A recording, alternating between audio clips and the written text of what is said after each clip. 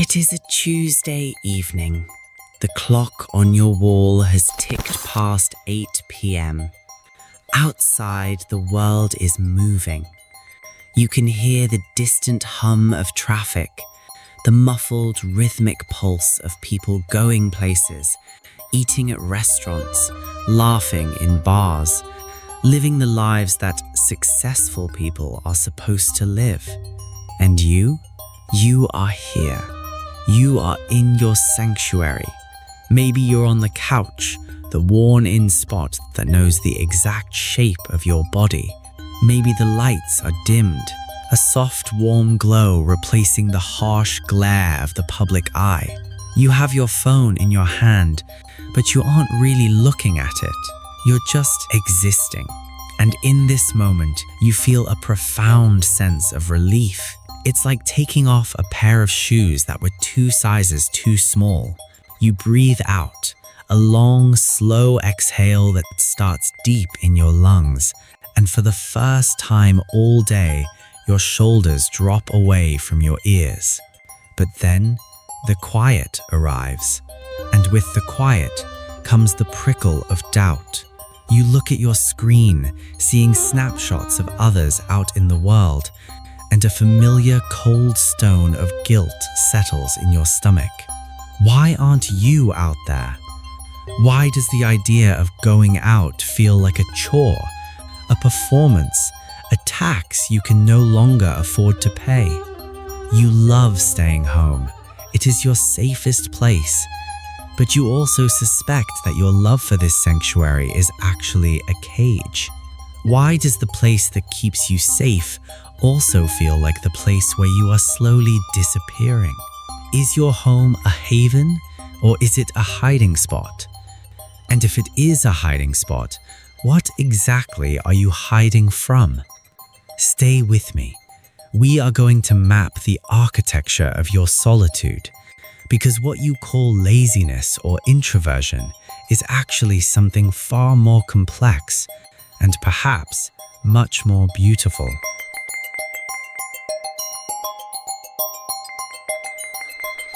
To understand why you gravitate toward the 4 walls of your room, we have to stop looking at your behavior as a personality flaw.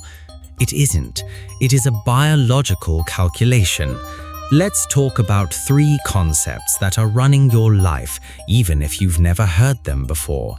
The nervous system battery.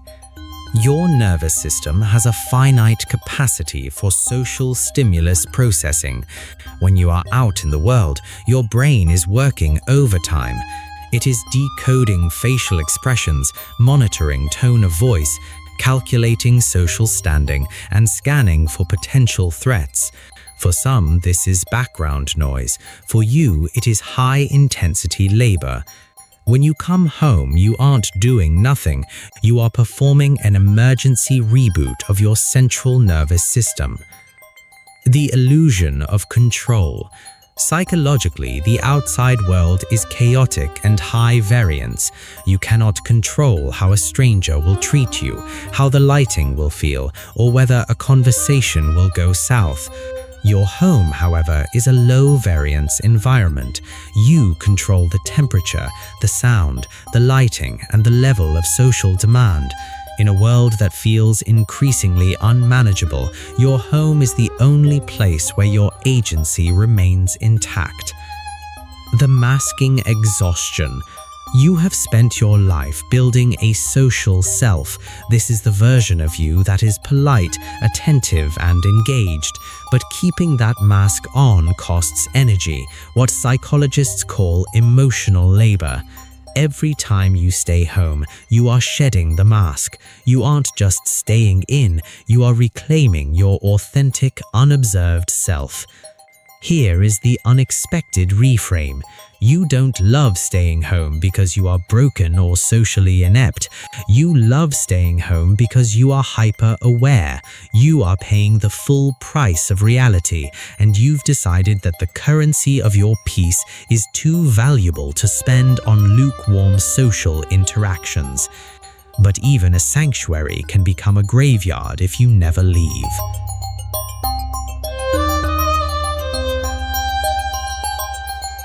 There is a cost to this peace.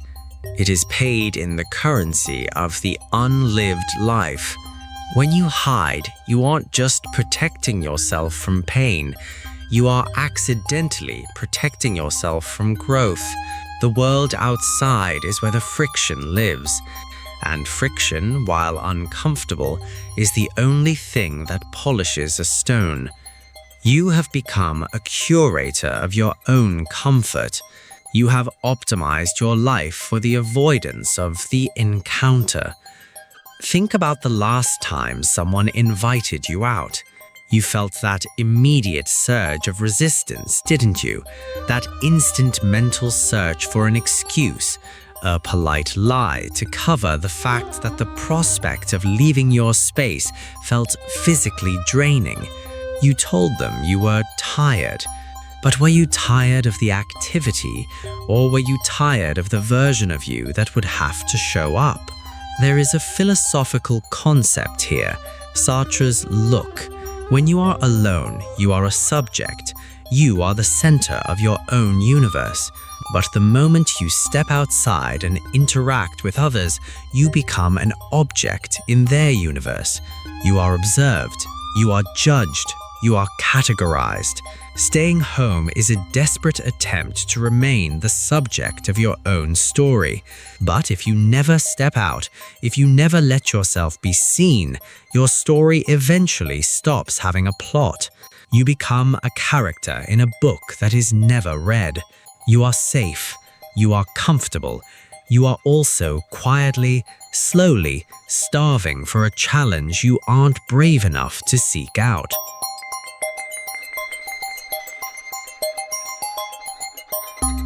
You might recognize yourself in these patterns. These aren't failures.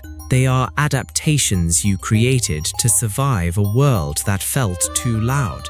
You became a master of the soft exit. You go to the party, but you spend the entire time calculating the earliest socially acceptable moment to leave. You are never fully present because you are already checking the door. You treat your home as a fortress. You have everything you need here. Delivery apps, streaming services, hobbies. You have built a self-contained ecosystem that makes it possible to go days without a meaningful interaction. You experience anticipatory exhaustion. You get tired just thinking about the logistics of leaving, the traffic, the small talk, the noise, the pressure. You are burning calories on the projection of the event, not the event itself. You have replaced connection with observation. You watch other people's lives through screens. It feels like connection, but it's just voyeurism. You are feeding the need for human connection with the image of it. You have lost the tolerance for discomfort because you have curated your life so perfectly. Small inconveniences, a blunt comment, a noisy crowd, a moment of awkward silence feel like a catastrophe. You've lost the callous that comes from being out in the wild. You equate solitude with recovery, but sometimes it isn't recovery, it's avoidance. You aren't resting, you're buffering.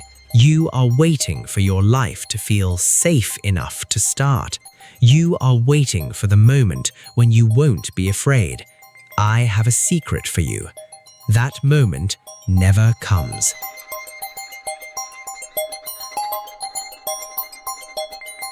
So, how do we dismantle the cage without destroying the sanctuary? You don't have to burn your house down. You don't have to become an extrovert who loves crowds. That was never the goal. The goal is to move from avoidance to intention. 1. Practice micro-exposure. Stop trying to go out. Start by simply changing the frequency of your encounters. Go to a coffee shop just to sit and be among people for 30 minutes with the explicit agreement that you are allowed to leave whenever you want. You are retraining your nervous system to realize that being the object in someone else's world doesn't kill you. 2. Inner child integration. There is a part of you that is terrified of being seen because at some point you were punished for being your authentic self. Talk to that part. Tell it, I am an adult now. I can handle the noise. I can handle the judgment. You don't have to hide anymore. 3. Define your why. Most of us stay home because we are running away from something. Start staying home only when you are running toward something. A book you want to finish, a project you're building, a quiet space to think. Change the motive from defense to offense. 4. Regulate. Don't numb. Are you staying home to rest or are you staying home to numb? If you're scrolling through social media for 4 hours, that's numbing. If you're painting, reading, or resting in silence, that's recovery. Know the difference. As the writer Anais Nin once said, and the day came when the risk to remain tight in a bud was more painful than the risk it took to blossom. Your home is a beautiful bud. It has kept you safe. It has allowed you to grow in the dark. But the season is changing. The light is calling.